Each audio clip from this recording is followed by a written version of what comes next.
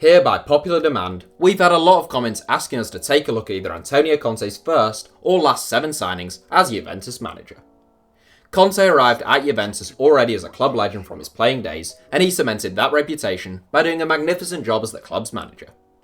When he arrived from Siena in 2011, Juve had finished 7th in each of the last 2 seasons, meaning he didn't even have any European football to contend with in his debut campaign. That is an aberration by Juventus standards, and Conte quickly put things right. He rung the changes, and the arrival of Andrea Pirlo would probably prove his shrewdest acquisition. Juve went from 7th place to title winners, and they've won the league in every season since. Conte himself left the club in 2014 to take charge of the Italian national team, before becoming the Chelsea boss from 2016 to 2018, where he won 1 Premier League title and 1 FA Cup. Today we're interested in Conte's last signings before becoming Italy boss, but I should point out that loan deals and part ownership deals aren't taken into account, only full transfers. Here are Antonio Conte's last 7 Juventus signings. Where are they now? Angelo Ogbonna, West Ham. Antonio Conte's last signing as Juventus manager was Italian international centre-back Angelo Ogbonna. Playing for Juve's crosstown rivals Torino at the time, Ogbonna earned rave reviews for his formidable performances at the Stadio Olimpico, and he set Juve back a potential €15 million. Despite a back 3 of Andrea Barzagli, Giorgio Chiellini and Leonardo Bonucci forming the backbone of Juventus' side under both Antonio Conte and Massimo Allegri, Ogbonna still managed to make 55 appearances in 2 seasons with the club. He transferred to West Ham in a deal worth €11 million in 2015, but he's been a little error-prone for the Hammers, and I'm not sure that he'd make Manuel Pellegrini's strongest 11 with everyone fit. Fernando Llorente, Tottenham Hotspur. Brought to Juve by Antonio Conte on a free transfer, which brought an end to a 9-year stay in Bilbao, Fernando Llorente had a very impressive debut campaign in Turin. The Spanish international bagged 18 goals in 45 games, but only 9 in 45 the following season under Massimo Allegri. A brief stint at Sevilla followed, before an equally brief but far more impressive season at Swansea City.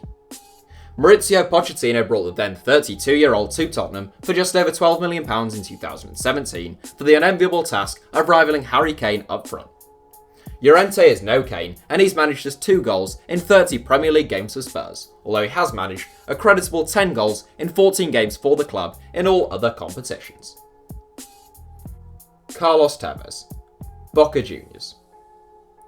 The final signing of Antonio Conte's last summer in charge at the Allianz Stadium, Carlos Tevez brought an end to a 7-year stay in England, a 6-year stay in Manchester, and a 4-year stay at Manchester City when he signed for Juve in 2013.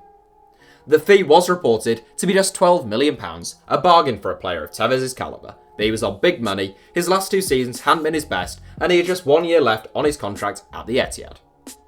He signed a 3-year deal in Turin, but only stuck around for 2.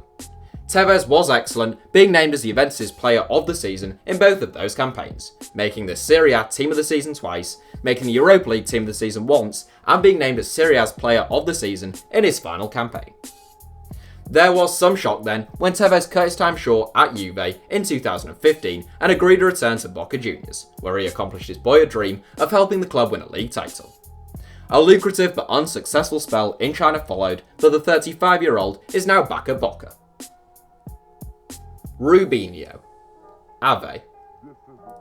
Not to be confused with former Brazil and Real Madrid star Robinho, who now plays for Istanbul Başakşehir, Rubinho is a 36-year-old who has spent most of his career as a second-choice goalkeeper. 3 years as a regular at Genoa is probably the highlight of Rubinho's career, and he joined Juve from Palermo in 2012.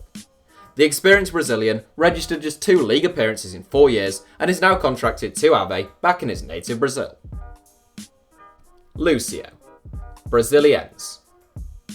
One of Brazil's most formidable centre-backs in modern history at least, the decision to leave Inter Milan and link up with Antonio Conte at Juventus was probably the biggest mistake Lucio ever made. Having been a star man and nailed-on first-team starter in an Inter side which won a historic treble in 2010, Lucio found himself playing second fiddle to Chiellini, Barzagli and Bonucci in Turin. He played 4 games in 1 season and soon found himself returning to Brazil. Now aged 40, Lucio is still playing, but for Brasiliense in the 4th tier of Brazilian football. Nicola Leali, Foggia. The second goalkeeper in this 7, Nicola Leali joined Juve from Brescia for just under €4 million in 2012.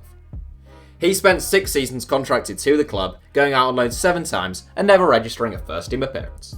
The former Italian youth international is now 26 and he's currently out on loan once again, this time at Serie B side Foggia, with his parent club being fellow Serie B outfit Perugia. Paul Pogba, Manchester United. Whilst the order of this 7 is purely chronological, it would probably be fair to say we saved the best until last. Paul Pogba was an inspired signing by Antonio Conte, not just giving the club 4 years of stellar service having arrived for a nominal fee, but then pocketing them close to £90 million in what was then a world record fee. Pogba has since experienced mixed fortunes at Manchester United, but reached the final of Euro 2016 and won the 2018 World Cup with France. Having fallen out of favour under Jose Mourinho, Pogba has since made quite the resurgence under Ole Gunnar Solskjaer, showing the type of performances that we all knew he was capable of, but his future at Old Trafford remains unclear. So that's it for our 7. Thanks for watching, feel free to subscribe and turn on notifications for more from us if you enjoyed the video, and you can now also follow us on Twitter for more ramblings from me. Our username is simply @HITC Sevens.